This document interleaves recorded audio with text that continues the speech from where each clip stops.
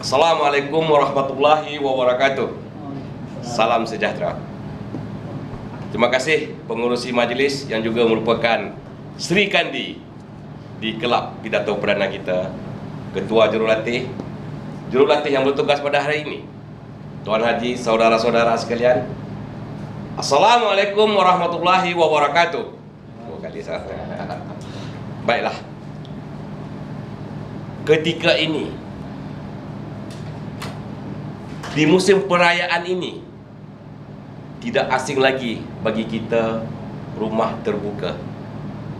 Kita tahu di mana-mana, di sana, di sini ada rumah terbuka. Dan pada saya hari ini saja, saya telah menghadiri 3 tempat rumah terbuka menjelang pukul 3 tadi, dan 1 kenduri kahwin. Saya terpaksa meninggalkan isteri saya di tempat kenduri kahwin sebab saya hendak pergi ke Kelab Pidato Perdana, ingin menambah pengalaman dan pengetahuan. Berbalik kita kepada cerita utama kita, iaitu rumah terbuka. Dan saya hendak berkongsi dengan anda semua. Tajuk saya adalah salah perkiraan rumah terbuka. Artinya, untuk mengadakan rumah terbuka, kita perlu teliti. Berbeza dengan majlis perkahwinan. Saya sudah ada pengalaman untuk membuat majlis perkahwinan pada anak sulung saya yang pertama. Perkiraan saya hampir tepat. Artinya, undangan, jemputan yang saya buat dengan persediaan, baik dari segi makanan, hadiah dan sebagainya, hampir tepat. Tetapi, tahukah anda semua, sangat berbeza dengan rumah terbuka. Kenapa? Sebab dalam perkiraan kita, dalam majlis perkahwinan, saya gunakan formula 1. Saya formulakan 2, 1 campur 1 campur 2 tolak 2. Artinya, saya edarkan jemputan atau undangan misalnya 1000. Dalam 1000 ini kita darab 2, bermakna 2000. Kemudian kita tolak separuh. Baik, 1,000 lah macam tu. Artinya, kita jemput Cik Azmi, sekurang-kurangnya ia akan datang 2 orang bersama dengan isterinya. Dan kita jemputan yang kita ada 1000, dan kita bayangkan separuh sahaja yang datang. Ini kita senang untuk membuat perkiraan bajet daripada makanan kita. Tetapi pada rumah terbuka sangat jauh. Mengapa? Yang pertama, rumah terbuka ini kita adakan dalam suasana perayaan. Setiap orang yang kita jemput, kita harus lebihkan. Pada hari ini kita pergi rumah terbuka, kebetulan pada hari cuti, suasana perayaan, mungkin semua ahli keluarga kita bawa. Jadi tidak tepat lagi perkiraan kita 1 tadi. Yang pertama mengikut jemputan perkahwinan.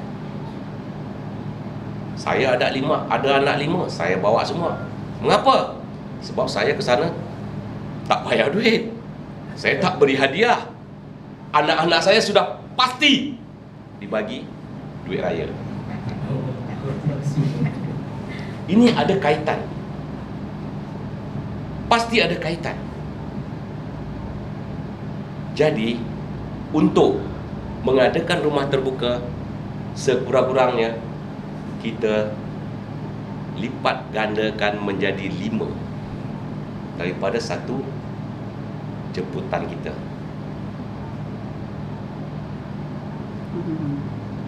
Jadi kalau anda hendak membuat rumah terbuka, fikir-fikirlah. Jangan anda jemput 100 orang, akan datang 200. Mungkin akan menjadi 500 orang. Inilah bahangnya rumah terbuka. Makanan pada rumah terbuka ni sudah pasti sedap. Budak-budak pasti dapat duit raya. Makanan boleh dikatakan semuanya panas, fresh, kata Tuan Haji. Lazimnya yang kita lihat pada rumah terbuka ialah makanan yang paling istimewa, yang senantiasa ada, sate. Betul sate. Tahukah anda kos atau pembiayaan daripada sate ini sangat tinggi?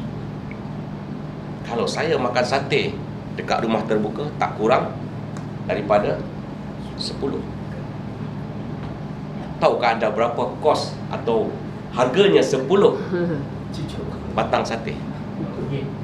RM7 ataupun RM6. Tak termasuk lagi dengan nasi impitnya.